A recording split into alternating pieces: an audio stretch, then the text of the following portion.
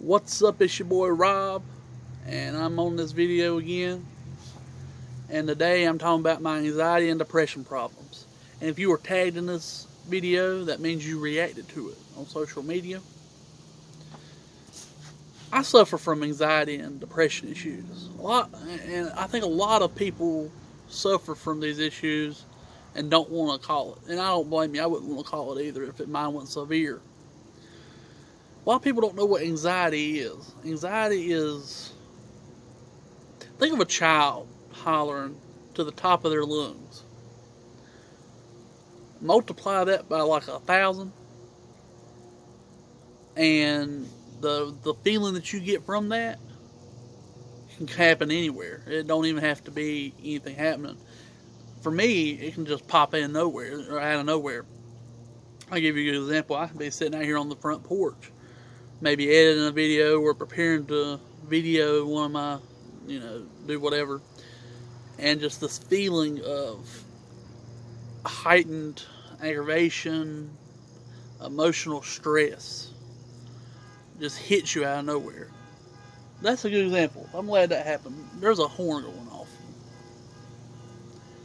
That right there, if long enough and loud enough, I would have to stop this video right now and go in the house because I couldn't able to deal with it. And it's actually getting a little bit on my nerves now, but I'm not really focusing on that. And that's another thing you got to kind of try not to focus on it. There's some situations that you're in that you can't really help that, though.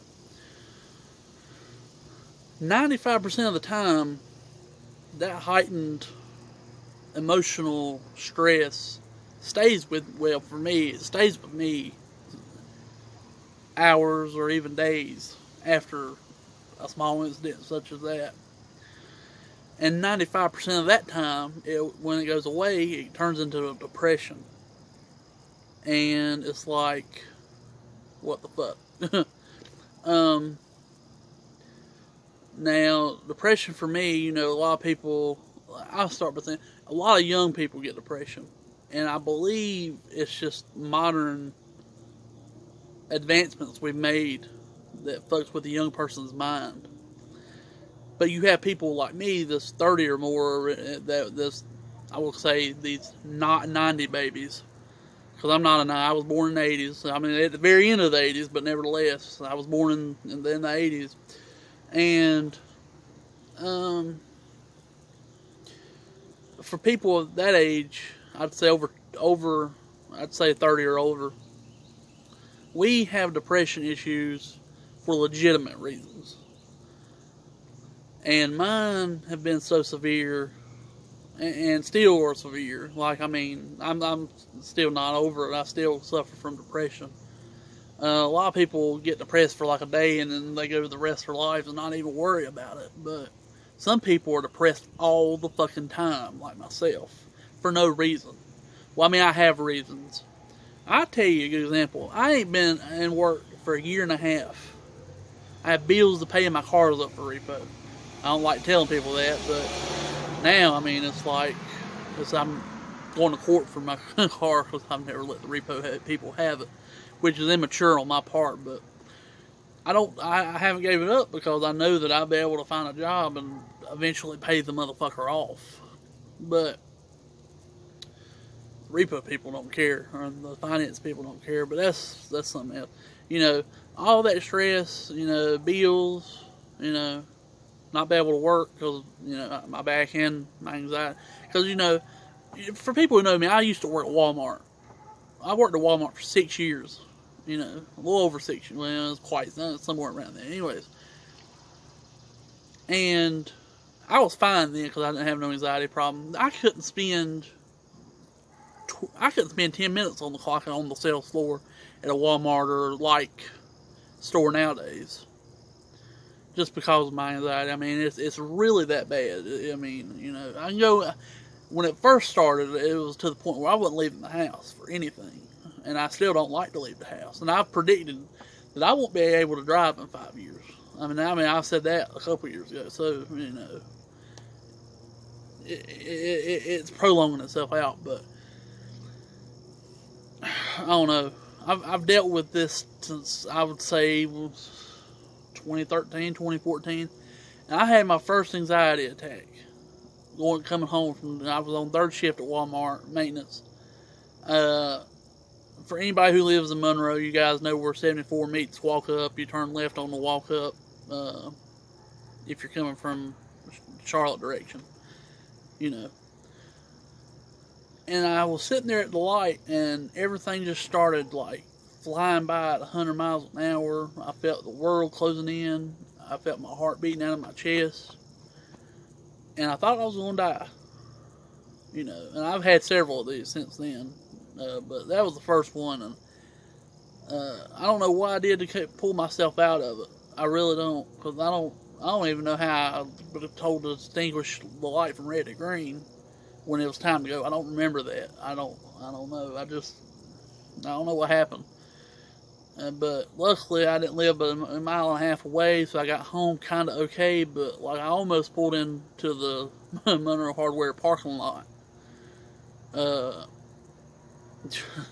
just so, you know, because I couldn't do nothing really. But I got home okay. They put me on all kinds of medicines and stuff like that. I've took several medicines, and you know, none of it, well, it works for a little bit, but then it gets to where, you know, the brain says, well, this ain't strong enough no more. I'm going to need a higher dose. And eventually you reach the highest dosage of stuff you can take. And it's like, you know, I don't know. I mean, even talking about it kind of brings me down, but it is what it is. I quit taking those medicines, and I was alright for like a year and a half. I mean, I didn't have no type of anxiety, you know, I didn't have no depression. I mean, I had depression, but it wasn't severe as, I'll tell you about hold on. So, I started driving the school bus, because I was at Walmart Distribution Center and driving the school bus for a little bit, you know. And I left Walmart because I had bone spurs, and, you know, at that point I was 400 pounds, you know, on a machine standing up for 12 plus hours. I mean, you know, so I would come home and literally not be able to walk, you know. And so, I did that. I left there, you know, and continued to drive the school bus. Eventually, I left the school bus for several reasons, but the anxiety had a lot to do with it, you know. So it came back, is basically what I'm saying. I don't know. The only really true medicine I found that helps is marijuana. that's being real, you know. And there's days where I smoked marijuana for a little bit while driving the school bus. Nobody knows that till now. If you're watching this, I went to drive that school bus several times, and I shouldn't say this, but I'm gonna say it because I'm sure I can't get in trouble for it now. But you know, I went 2 or 3 times still high driving the school bus, and those times on the school bus was probably the safest time for those kids because I was the most relaxed. But yet, I don't get so relaxed when I get high, you know. And it wasn't so much like, oh, dude. It was like, you know, you're coming down, but you're still there. And so that edge that you would normally have was gone. So it wasn't like you was like way out of it, like, yeah, I'm driving these kids, bro.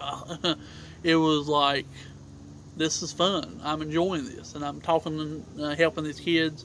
And that's what I've always done when I drove the school bus. Well, I ain't going to go in the school bus. I'll save that for another video. But, anyways, I left the school bus. I had another job set up, but it fell through. And since then, I ain't been able to find something that my mind nor my back with my herniated disc will let me do. And it's really heartbreaking.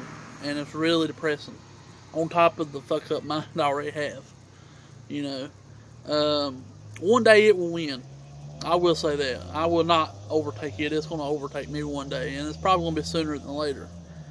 But while I'm here, I'm going to have fun and try to avoid it, and try to, you know, live the best life I can, and whatever. I hope you guys enjoyed this video, and I hope it helped some people, and if it did, I did my job. Anyways, you guys have a good day.